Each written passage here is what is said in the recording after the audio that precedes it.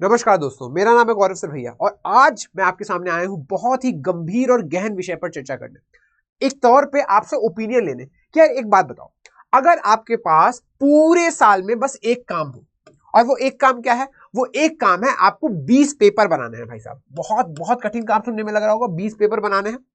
अब इन 20 पेपरों का मैं आपको फीचर बता दे रहा हूं। 75 क्वेश्चन हर पेपर में होने चाहिए। 25 मैथ्स के, 25 फिजिक्स के, 25 केमिस्ट्री के। बहुत टफ सवाल भी नहीं होने चाहिए, बहुत आसान भी नहीं, मीडियम लेवल के सवाल होने चाहिए, जैसा कि जेई मेन जैसे एग्जाम में पूछे जाते हैं। अच्छा, और आपके पास पूरे देश का सबसे बढ़िया टैलेंट है, सबसे बढ़िया रिसोर्सेस है, सबसे तगड़ी सरकारी ऑर्गेनाइजेशंस का बैकअप है, पूरा का पूरा आपके पास एजुकेशन मिनिस्ट्री का बैकअप है।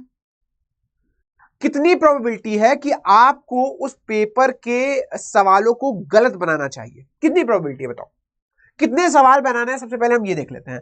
अब मुझे बनाने हैं 20 इंटू 75, टोटल 1500 सवाल।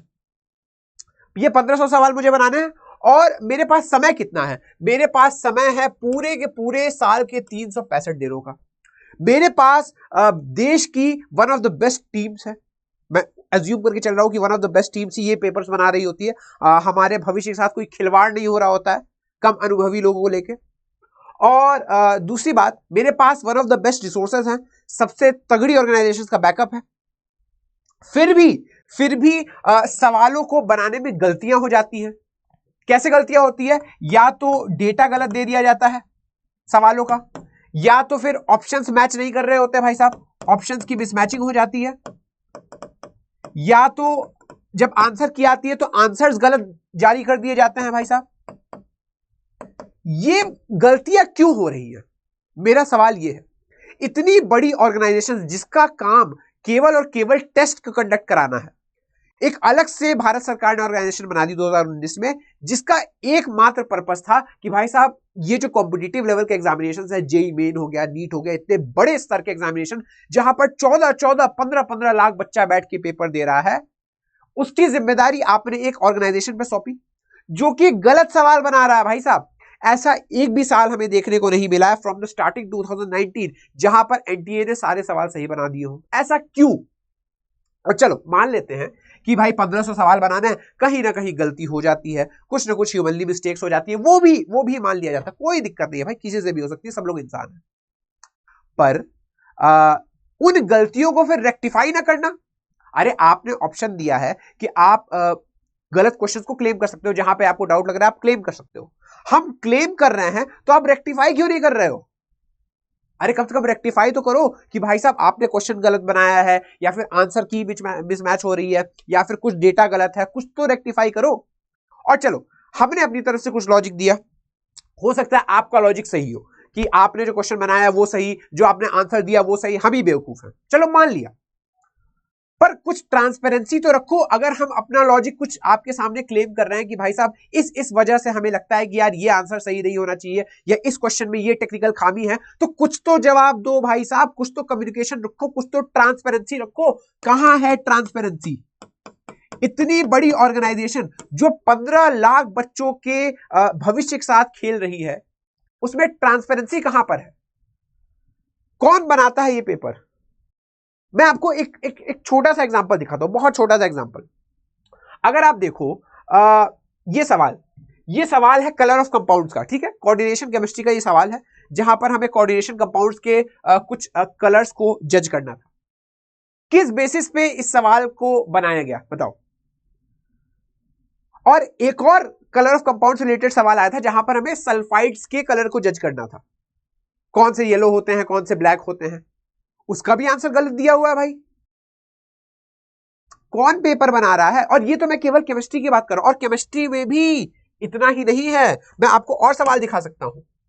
ये ऑर्गेनिक केमिस्ट्री का सवाल देखिए, इसका इन्होंने भले ही अब सही कर दिया हो कि यार इसमें दो आंसर सही है, पर उन बच्चों का क्या जो इस सवाल को सॉल्व कर रहे थे, उन्होंने देखा यार दो सही आंसर आ रहे हैं और वो छोड़ के आ गए कि यार अगर इनमें से कोई एक मार्क करे हो सकता है गलत हो जाए, कोई दूसरा आंसर मार्क कर दे हो सकता है गलत हो जाए, हमें नेगेटिव मिल जाए।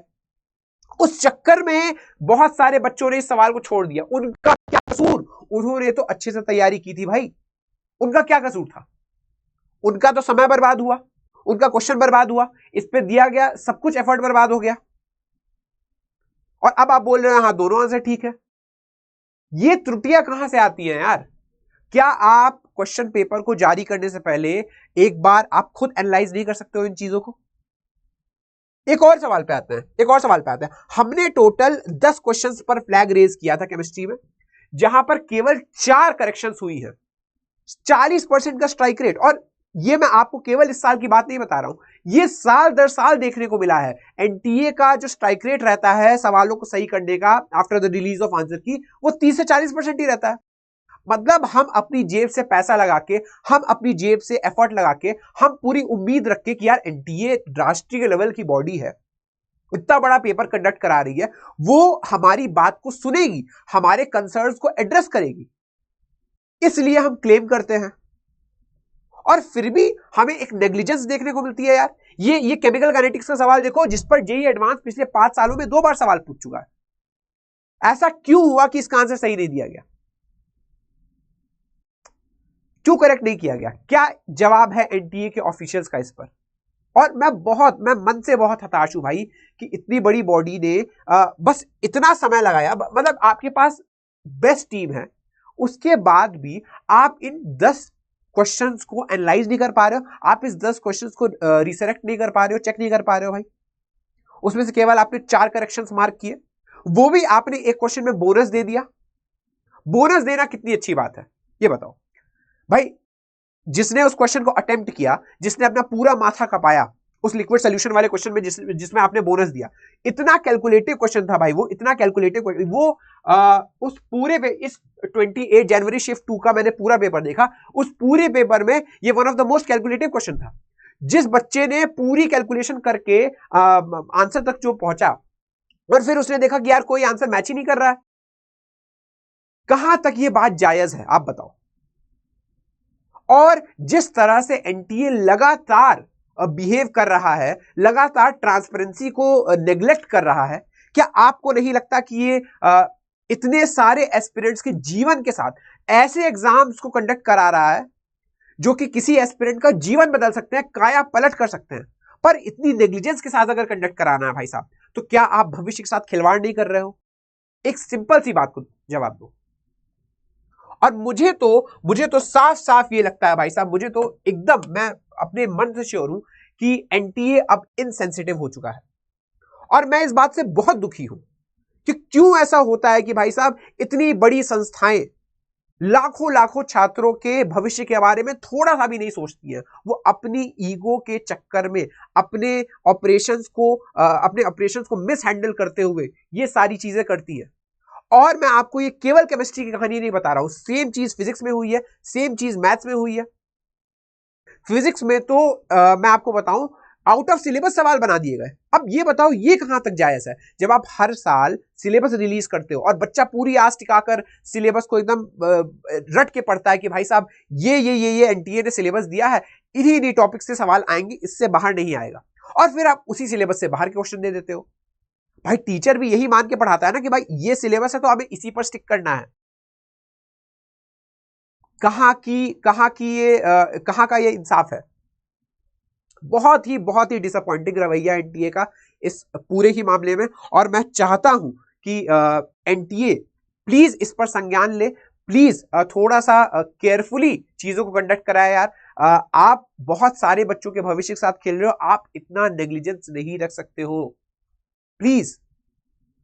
और इसी तौर पर इसी वीडियो के एंड में मैं आपसे पूरी गुजारिश करना चाहूंगा कि हम एक मास मेलिंग का कार्यक्रम चलाते हैं भाई साहब। हम मेल करते हैं अपनी क्वेरीज की। अभी तक केमिस्ट्री में अगर बात करें तो 10 में से 4 क्वेश्चंस को एड्रेस किया गया है, 6 को एड्रेस नहीं किया गया है। तो मैं अपनी तरफ से मेल करने जा रहा हूं, आप लोग भी मेल करो, क्योंकि बहुत सारे क्वेश्चंस में ये देखने को मिला कि बहुत कम बच्चों ने वहां पर क्लेम किया होगा, तो क्लेम वॉल्यूम बहुत उन क्वेश्चंस की कम रह गई, जिसकी वजह से एनटीए ने हो सकता है उन पर ध्यान न दिया हो। तो हम कोशिश कर सकते हैं अपनी तरफ से कि कुछ मास मेल करके और एनटीए का ध्यान आकर्षित कर पाएं, पर मुझे इसकी संभावना बहुत ही कम लगती है। हमें अप्रैल अटेम्प्ट की तरफ पुरजोर तरीके से लग जाना चाहिए, पर साथ ही साथ हम अपनी रिस्पॉन्सिबिलिटी को निभाते हैं, और ताकि आगे आने वाले अप्रैल अटेम्प्ट में ऐसा ना हो, हम अपनी तरफ से मेल कर देते हैं एनटीए को कि हमारी ये क्वेरीज है भाई साहब, प्लीज इनको एड्रेस करिए। अगर नहीं एड्रेस कर पाए तो ठीक है, कोई बात नहीं, और अगर एड्रेस कर दिया तो बहुत ही बहुत शुक्रिया, पर हमें अपनी रिस्पॉन्सिबिलिटी को निभाना चाहिए। इसी के साथ मैं गौरव सरवैया आज के लिए आपसे विदा लेता हूं। बहुत बहुत धन्यवाद मेरे साथ जुड़ने के लिए। पूरी पुरजोर तरीके से अप्रैल टर्म की तैयारी में लग जाइए और अनअकैडमी आइटम्स आपका पूरा साथ देगा। बहुत शानदार सेशंस आने वाले हैं, so stay tuned. Thank you.